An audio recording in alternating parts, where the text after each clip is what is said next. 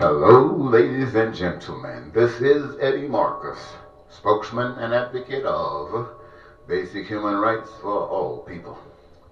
I want to thank you so very much for giving me this your moment in time.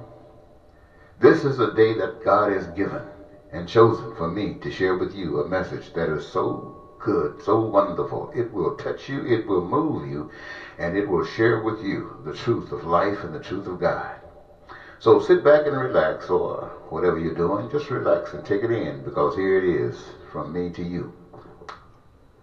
Ladies and gentlemen, what I want to share with you today, let me hold up a second.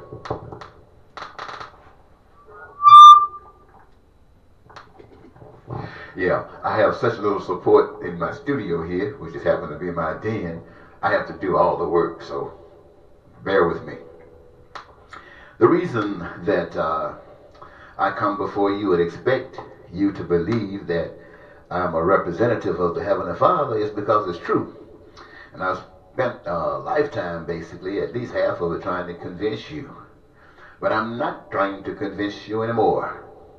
I just want to tell you the story, part of it, today and maybe another day continue. But right now it's the beginning. You see, ladies and gentlemen, I am a special gift from God. I am a unique, special gift from God. Let me say it one more time. I am a unique, special gift from God. And you know what? So are you. So are you. The difference is, I know it. You don't. Which causes me to walk in those steps while you won't. Oh, your intentions are good, but you haven't gotten there yet. So this is why I'm here. Look, ladies and gentlemen, let me start off here. The world is so backwards. Somebody says there's nothing you've ever heard is the truth. And everybody says things are fake. But the truth of the matter is, it is what it is. It has been said that the seed that you plant determines the fruit you get. That what you sow is what you reap. Ain't no question about that. You got no control of that. Once you sow it, the reaping coming. So if you don't want what you get, you better change your seed. So the whole purpose for me saying that I'm a special representation from God is because God has chosen me to share with you, to confront what you choose to deny. And that is, you believe instead of knowing. Belief can be the biggest lie you ever thought of. Might be true, but there's a difference. Belief looks like it's no darn good. The truth is good, regardless of how it looks. And there's a special way of knowing it. Now, let me get on to something. When I got out of college, Alcorn State University, black college back down in a city called Norman, Mississippi. Oh, I miss that school. I miss all of those wonderful friends I had. In fact, I've been out of Alcorn for about 45 years now, and it seems that not just my class, but everybody that attended the school of Alcorn State University just seemed to be my friend in my mind. I would love to see or talk to any of them. It's something about that connection. Anyway, I got married my freshman year. And I was married to a girl that was about 2 or 3 grades ahead of me. And in fact, I was a freshman, she was a senior.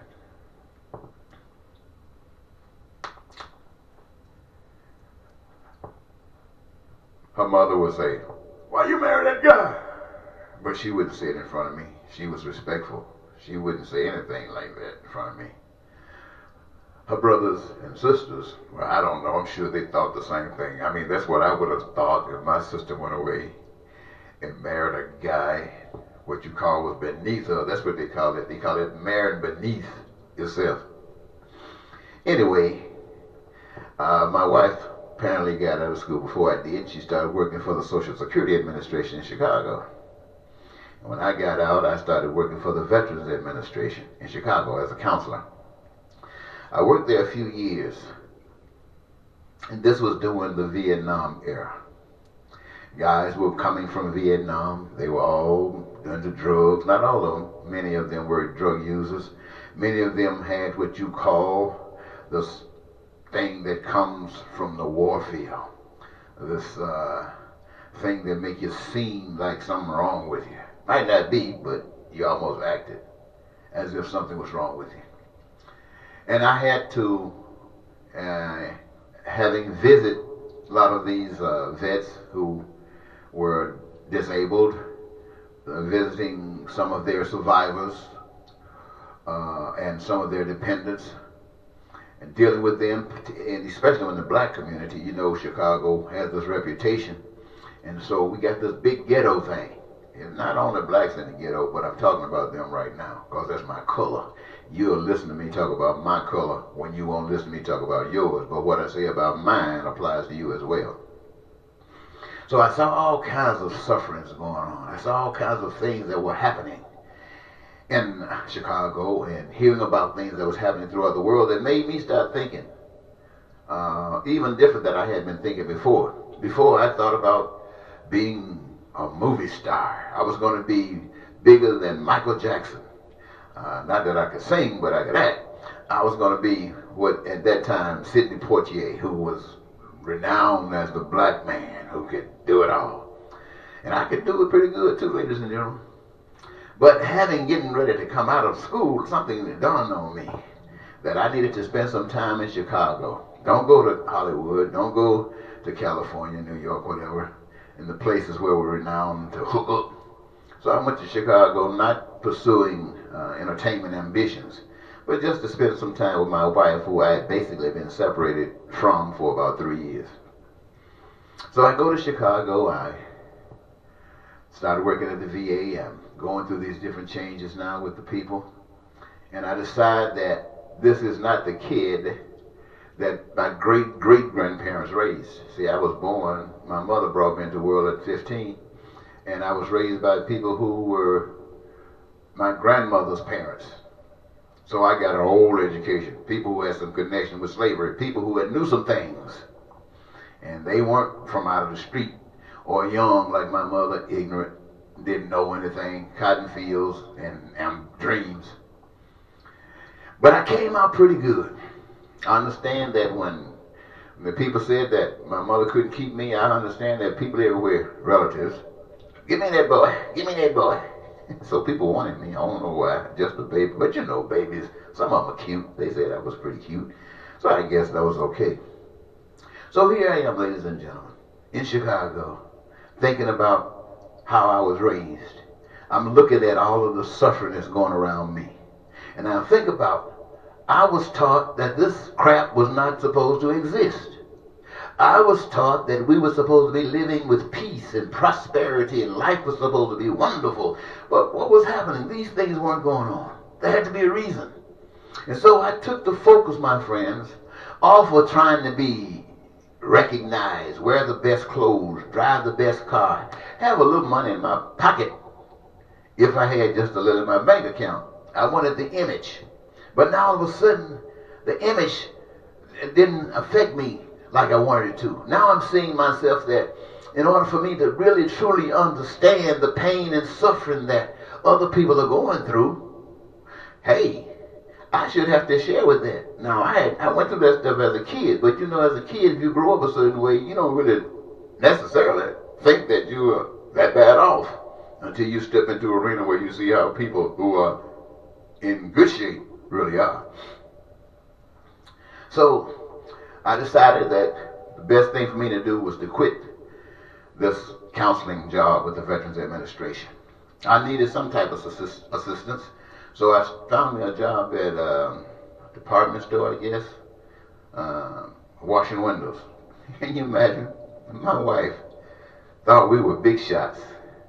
She's a adjudicator. I'm a counselor. And all of a sudden, I'm sweeping floors and wiping windows. Blew her mind. You talking about embarrassing? Her friends know that her husband washing windows. Who did she marry?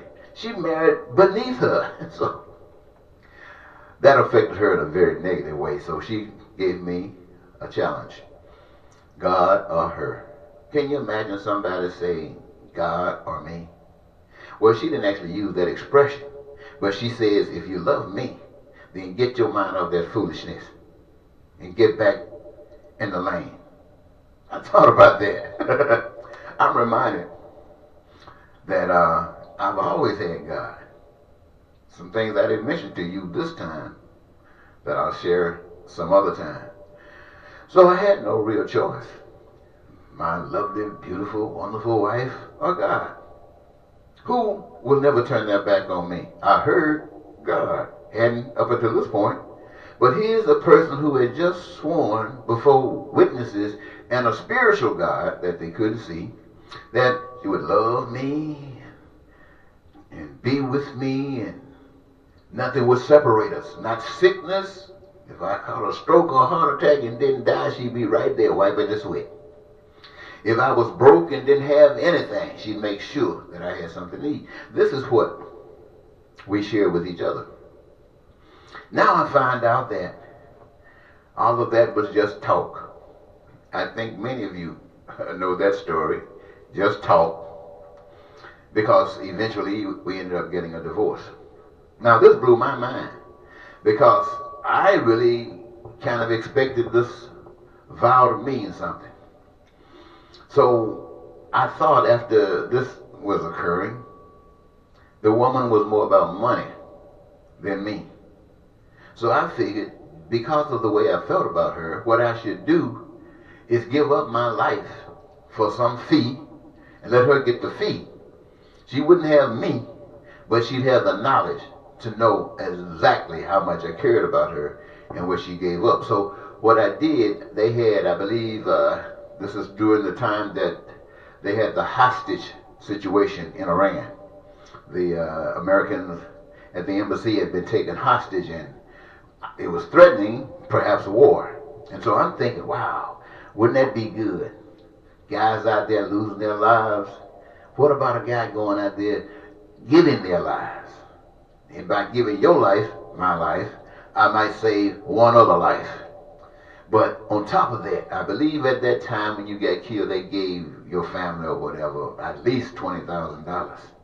So I wanted to make sure that that woman that I had loved, still did, got at least $20,000 from my death. So I went into, volunteered for the Persian Gulf, out there on the fast frigate, waiting for the war to start. War didn't start. I found out games had been played by Ronald Reagan and the system, and they had put a stall on the release of the hostages to take away Jimmy Carter's chance of maybe getting re-elected the second time. So now here I am in a situation, no war. Now I'm going back, traveling in different parts of the world, thank God for that I never would have seen had it not been for the military, and thank the military for that. Thank you, military. Now, I'm now operating under a different mode with a different president, Ronald Reagan. You see, when Ronald Reagan started doing his thing, he was a little bit different than Donald Trump. But to poor people, he was like Donald Trump. And at least that's the way I saw it. So I'm thinking, there's no way I'm going to run away from Chicago with all of the stuff that's going on there, pissed off with it, trying to do something against it until I got interrupted with this woman. So now I'm in the military with the same thing. And there was no way I was going to give my authority, my sovereignty to obey what they call the commander-in-chief, Ronald Reagan. I wasn't going to do it. So then I started thinking about ways to get out of the military. Did a few things. Just to jump ahead a little bit, I walked around in the Philippines several weeks with the white cane with the red on the end and shades, as if I were blind. You know, I was a social scientist, so I wanted to check out people and see how people respected individuals, what they thought about people who had different situations. Okay, I also went to Japan, and even before I got there for a while, I spent part of my time with not talking. I took me a notepad and a pen, and anytime somebody said something to me, I wrote it down. If I had a question, I'd write it out. And if they asked me was something wrong with me, I'd say yes. I'll write it out. And so I did that for a couple of months. Just wasn't talking. Learning stuff. Now, there was one other thing I learned. I think I mentioned it here. Before I was in the military, when I was still in Chicago entertaining, I used to hear people say, people talk about it's bigger, better. It's bigger, better. So, you know what I'm talking about, right? So, while I was going to clubs and things in Chicago, there was a DJ there named Herb Kent. He hosted this show, and so I started going to it. I liked the show. But what I started doing was to test the people, to test the audience out and see if the idea of bigger being better had any interest. I mean, did anybody have any interest in it? So I bought me what you might call a dildo. Yes. And I put it where they go. And I used to go on the stage. And ladies and gentlemen, this is the freaky thing. I'd go on stage and perform, and immediately all the stage women would be all around it. I don't even know if they was checking out my singing. I thought I was doing a great job. But they all be horned in, trying to see. Looked like their imagination going wild. It was strange. But all the guys, their attitude was walking around with their mouths stuck out. And that but old dildo, no sock or something between his legs. I mean, it was crazy. I just want you to know how people respond as a social scientist. So I did research. Anyway, now back to traveling around, and I said I got to get out of this Navy thing. It wasn't easy, ladies and gentlemen, for the Navy because they busted me in rank twice. Didn't mean a thing. I stopped doing duty. Only thing I would do is, if I'm on ship out at sea, would study, read, and wouldn't go on duty. The captain decided this was kind of dangerous. That means other guys had to go on stand duty where I had been scheduled but wouldn't. So to keep me from being thrown out in the ocean by some of these guys that were lost at sea, they shipped me back to the Philippines, to be held for court. So I went through all of these things, ladies and gentlemen. Really, I went through all of these things. But when I was court-martialed in the Philippines, I am one of the happiest men. I'll just say this. I had never been so happy. I had never been so thrilled. Just something came to me, over me, that I basically, as far as I know, had no control over. I did and was who I am, and these were the results. So when I went into the lockup in the Philippines, the guys who were there incarcerated, they saw me walking around with my head up in the air, feeling like I was so happy and thrilled. And they wanted to know, who is this guy? And what's his problem? What's with him? So the word got around. All of a sudden, people wanted us to start talking with me. And I sat down and we talked about some of the basic things that happen in your lives that was happening then, happening now, and probably will always be happening if things don't change. And so all of a sudden, these guys started saying, well, I like talking to him. The things that they were in jail for that maybe was belittling and they had them kind of down on. Now all of a sudden I gave them the voice of the almighty powerful God. Told them why they did what they did and what it was going to take to eliminate it. Woo! So they started lifting their heads up in prison. So the warden or whoever you want to call the guy was, didn't like that, so they kept me in solitary confinement. Decided to set me up several times to find something crooked they could hold on me.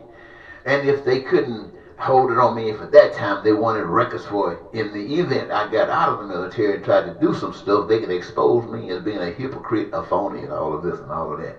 Man, oh man, it was a bad old thing, but it was fun. Now, so I ended up, make a long story short, I decided that the way to get out of the military, based upon where my mind was and my heart and my spirit was not to be humble and go along with what they say, this is what the captain had offered to me. Just go along with it. And when we get into port and you want to leave, we'll make the necessary action. But these guys, you know, if you can help them do that duty, things will work out all right. I told the commander there that if I could do this temporary, I could do it all the while. So since I couldn't do it all the while, I refused to do it temporary. Anyway, what I wanted to do was to get out of the military, if not with a dishonorable, with a other than honorable. I wanted America to know that America was more important to me than going along with some rules and stuff that I did not agree with. So when I got released and it said other than honorable, it was like some people in the American system getting a PhD. They were a doctorate. I had a doctorate. A doctorate of standing up for what I believe to be the righteousness of life. So I came out of the military. Oh boy. I came out of the military. I worked at a school called Mississippi Valley State University. You might have heard of it. It's the school that Jerry Rice went to. You know Jerry Rice, right? Okay.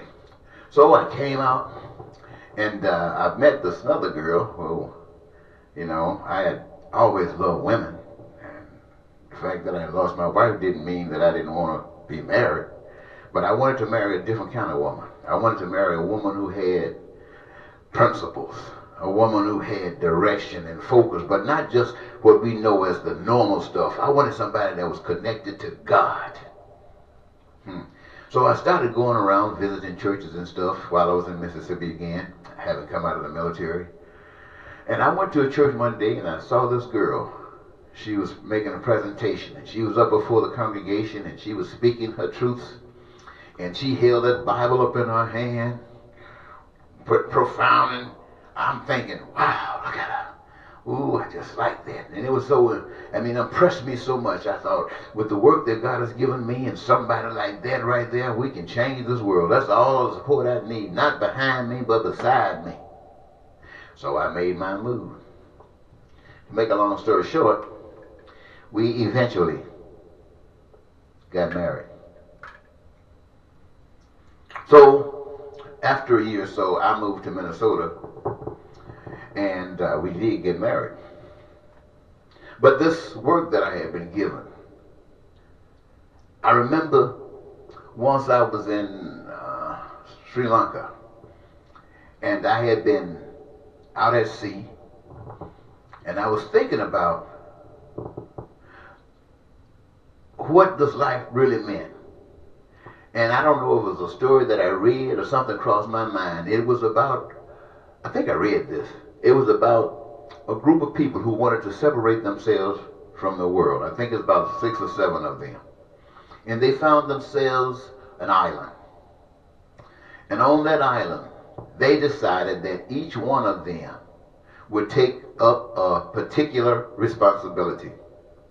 One of them would be responsible for food. Whatever was required in feeding the other 6 or 5, this one person would be responsible for it. Another would be responsible for shelter. Whatever those other 5 or 6 needed, or 7, this one was responsible for providing it. Another was responsible for clothing. Another was responsible for education. Another was responsible for when somebody got sick or whatever, you did whatever was necessary to try to eliminate that problem. You were providing health care. Now, they had a wonderful time. Everybody had food, wasn't that many? Everybody had clothing and shelter. Everybody was being educated based on what they were learning and sharing that stuff along. And health care. And everybody had a job, had responsibilities.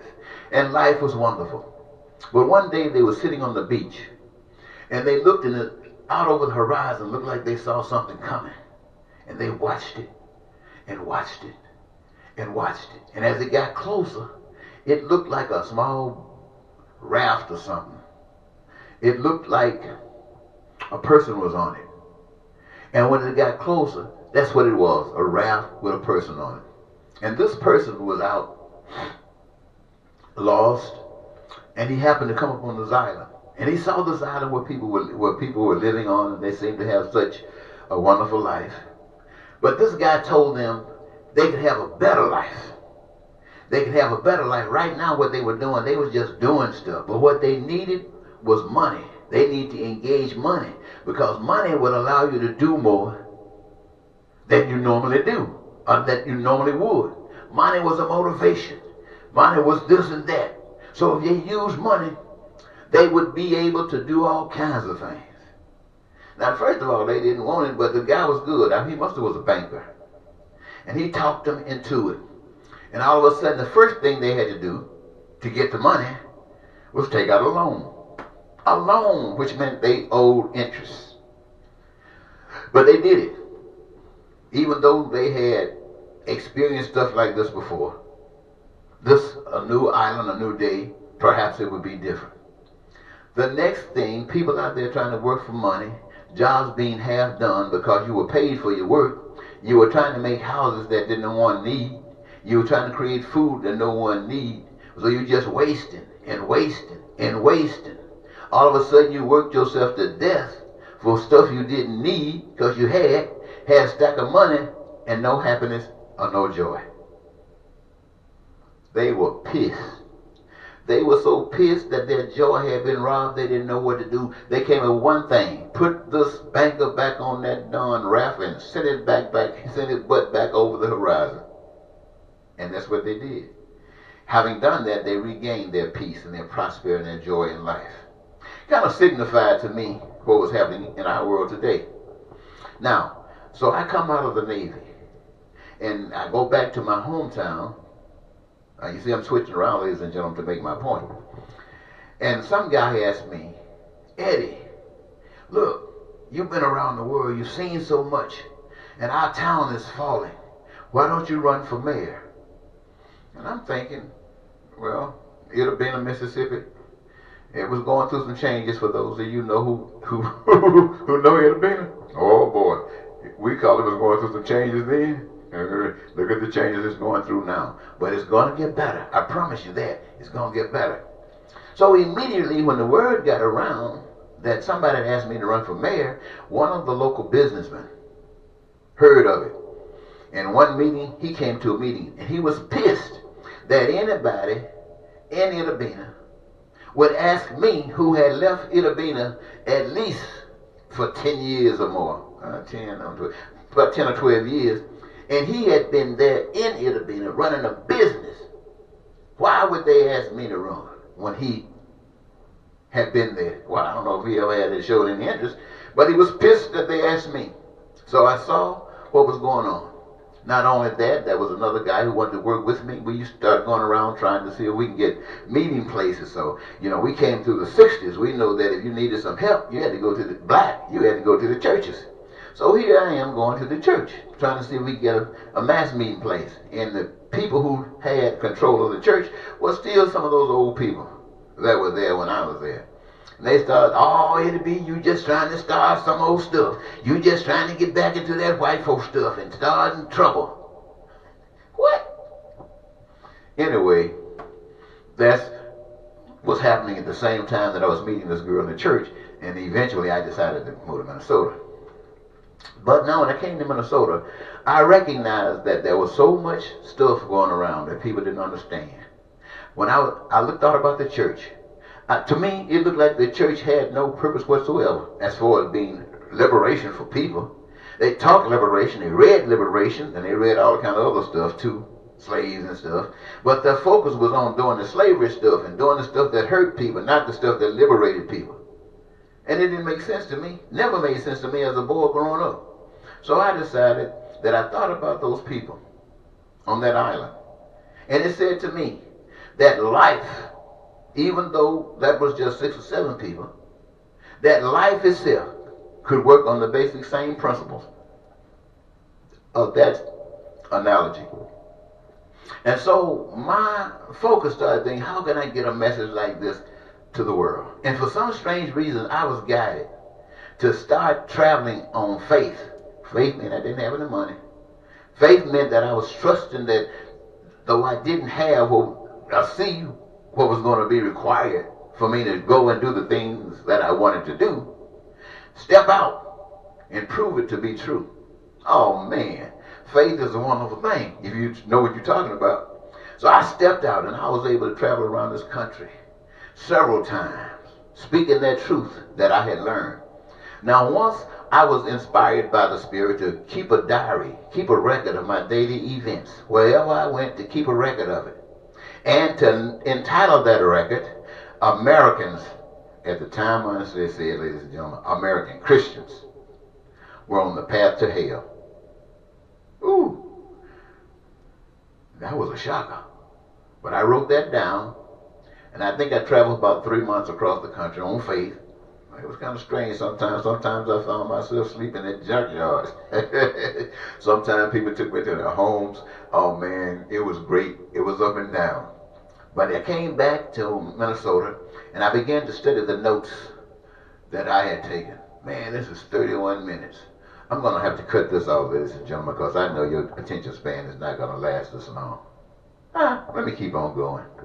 Anyway, I came back, and I did my studies, and all I could see, even while there were good people, had nothing to do with God. That was the worst part. And so I could see right then and there that the people who were following the Bible were designed in such a way that they were not going to go any place. It made me think about the time when Dr. King came along. I had read things about people in the church who were trying, some preachers, who were trying to draw attention to the trials and tribulations, the pain and sufferings of people. There were many trying to do that. But that they needed something special that they didn't have. And it ended up being Dr. King. Now, when I say something special that they didn't have, I am talking about faith. Because you had to have faith. Can you imagine going out thinking you can walk on water, believing you can walk on water, and another one knowing you can walk on water by faith? Every time you step out in that water with your belief, you were going down. You stepped out in that water with your faith that you were going to walk, you walked. That sounds good to me. So I began to listen to these people, and I would say, these things aren't working. And so we got to do something major. So I figured now that I had this experience, now that I had this understanding, let me really truly deliver it to the people, not on Facebook. Well, it wasn't a Facebook then, I don't think, but not on cable access and not on the radio broadcast and things of this sort, on the street corners and in the churches now that will let you in. It was time to put it in a situation where the people could respond in a way that addresses what their concerns were, if they wanted it, if their beliefs were real. So I started running for public office. I believe that first one was in 1988, the time Dukakis and Jesse Jackson were running. And I knew they weren't going to go in a place. I mean, they didn't have anything to offer. So I entered, but I got no money. So if a man got no money, all he got is his word. All he has is his truths. All he has is his dreams and his ambitions that I offer to the people. Now, I had gone around the world on faith, and I shared a truth that God had given me, not just spoken to me, but had sent me through a process that taught me that it was exactly what I was talking about. I knew exactly what it was. I knew it. Wasn't no trick, wasn't no guess. God had qualified me to speak these truths to people. It didn't mean a thing. Boy, these people were so programmed, it did not mean a thing. I say, look, ladies and gentlemen, I'm not asking you for your money, because the money is a tool to distract and get you off the path of life. So I'm not asking you that. All I want to do is share with you the truth. If I share the truth with you and you know it, you'd be so glad because you know what the truth brings, and you would be thanking God for it. And I don't have to ask you for a penny because you knew the things were right, and you were going to be on the telephone every way you can get the message to your friends, to your family, to your co-workers. Everybody should know this truth. You think I got a vote? I know I got one. I sure voted for myself. I don't even know if my wife voted for me. She might have. But it didn't go into place. Make a long story short, ladies and gentlemen, I didn't stop there. I think for the next at least 2 or 3 presidential seasons, I ran also again as an independent write-in. And so it was always the same outcome. I'd go to the people saying peace and prosperity and joy and life, but there was something that was a cancer in America. I found out that it was hatred. I should have already knew it. It was bigotry. It was racism. It was just sin. Wow. And that was in the church. In the church. So you know what outside of the church was like. To make a long story short, ladies and gentlemen, before I jump ahead, let me see if I'm missing anything. I made a note here.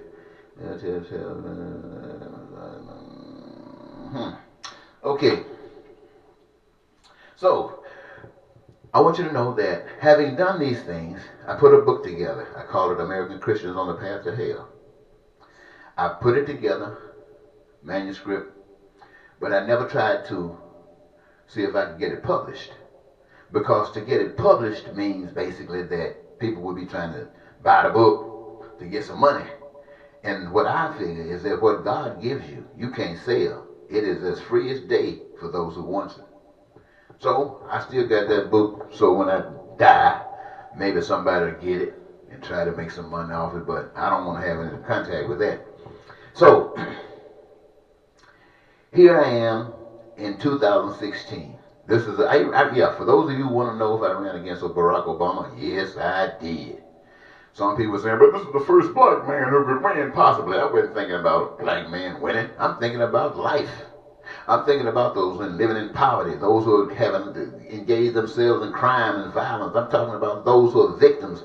Now, what was Barack Obama like? He was trying to organize the community? Nothing wrong with that. Nothing wrong with that. My vision was bigger than that. Somebody said you have to start at the bottom. No, you start where God put you. That's where you start at. And so I ran against Barack Obama. I know people weren't going to vote for me. I knew it. I even told my wife if she wanted to help the first black man to be president, go and vote for him.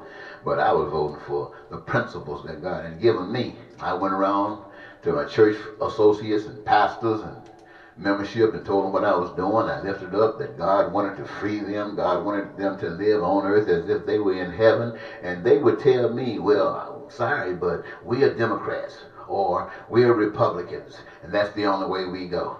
I couldn't believe this coming out of the church mouth. I can understand people in the street, but not the church. And so I accepted it. I accepted it and didn't win. I don't know if I even got more than one vote this time. Make a long story short, 2016 come around.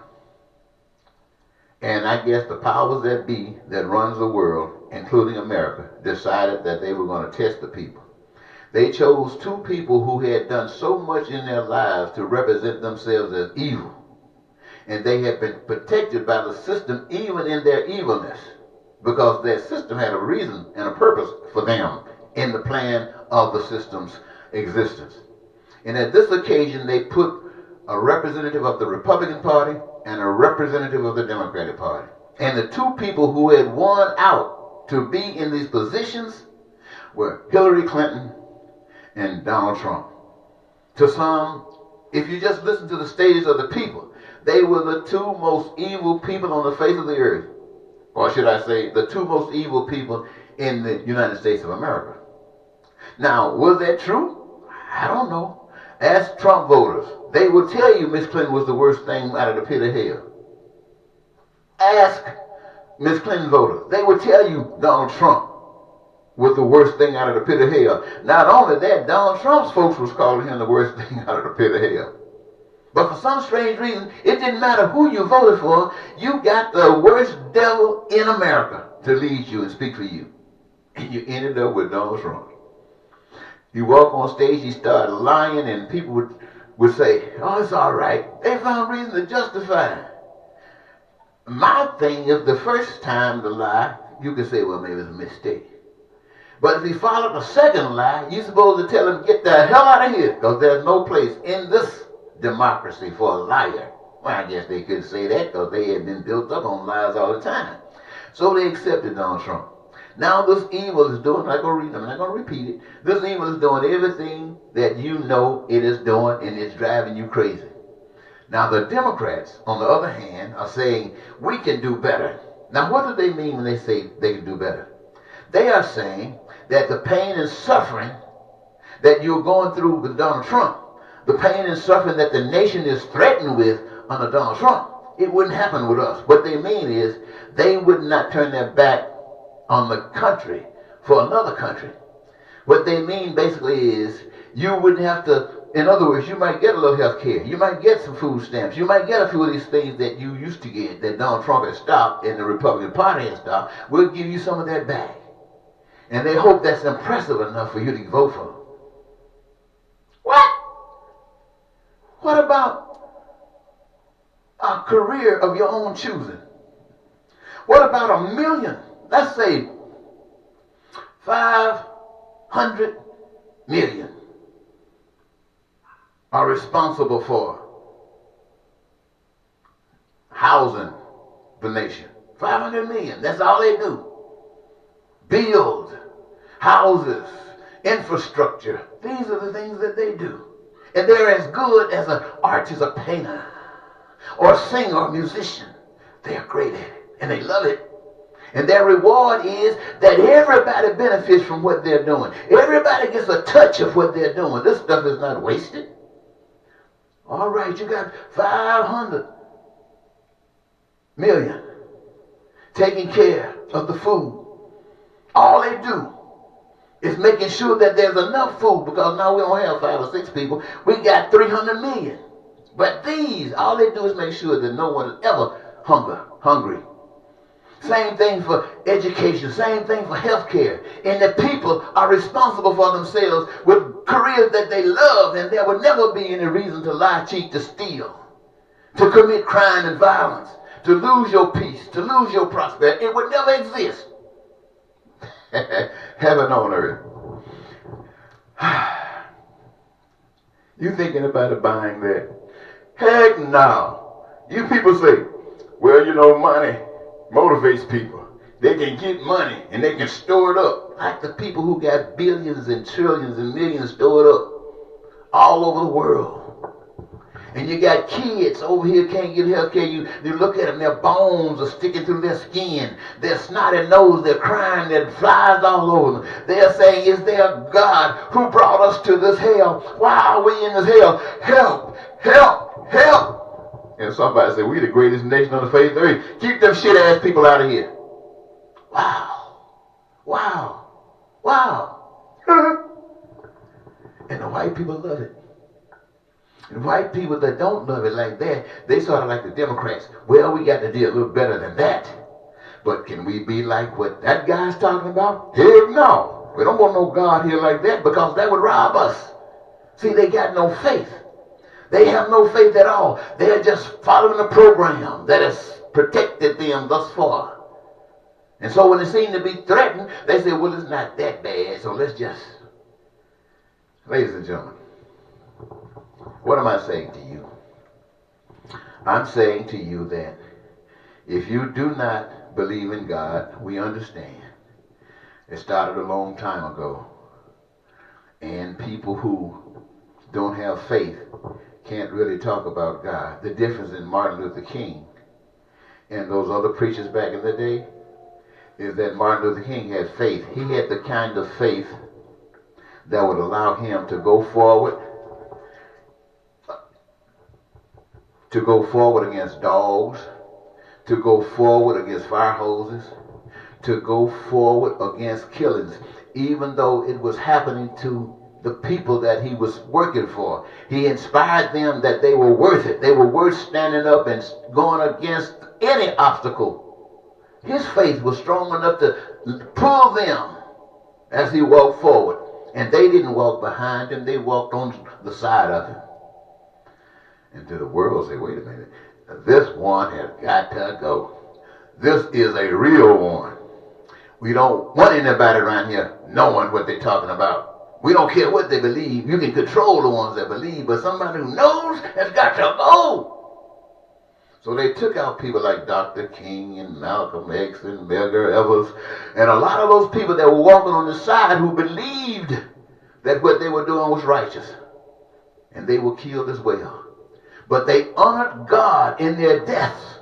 They honored the power that put them here in the first place, who put them here in the first place with the confidence that if he was able to put them here, if life was worth living, that he'd be able to do it again, where in a different place, perhaps where they might be needed to work a harder work or to receive the benefit from the work they've done. And so they went. And now America is going down and down and down in the rabbit hole because nobody got faith. They just saying my Bible said. How in the hell can I stand up and tell you something about truth based upon what somebody else said, absent the evidence? And telling you not that, wait a minute, in America you got the American history books. You see the lies that were left out. You see the lies that they added. You see the truths that were left out, the lies that they added. You see how you gauged your life based upon those lies. And so I stand here before you today, ladies and gentlemen, with people waiting to see what Mueller is going to do with Donald Trump, hoping that they find, they don't want him. They can't stand it. But they're hoping that Mueller can find some within the system that would find his violations to the extent that they can get rid of him. Or if that don't work, they're hoping that those lies that he told before he even got in government, that system out there will grab him and snatch his tail and put him in jail. That's what they're hoping for. Does that mean they're going to make the kind of changes that make sure that everybody got health care never again will they have to be without it? That they would have education unlimited and unrestricted? That no one would be homeless and foodless and clothesless? Are they trying to do that? I seem to be the only one talking about that. And see, they might say that, but you know that's a lie. I've been in jails. I've been in prison. I've committed crimes against you, the people, trying to get your attention to let you know that God's way is the only way. And you laugh at me and call me a fool while they take your food stamps, while they take away taxes so the rich can get richer and they can't continue your education. And you still don't see it. Blind as a bat. Now, ladies and gentlemen, I want to thank you so very much for giving me this your time. I never planned to go 47 minutes or 50 minutes because I don't think your attention span is that long unless I was talking about sex or talking about some old stuff that had no value. Oh, you love that. And I have millions of hits. This right here, let me see, if you're watching it, go back and check. I think you will see that it had 2 clicks before you did it, and now it has 3. And that 3 might not even shown up yet. But it is a truth that you need to put inside of you to allow, maybe to allow some changes to take place in your understanding of life. So until next time, this is Eddie Marcus, spokesman and advocate of basic human rights for all people, saying bye-bye.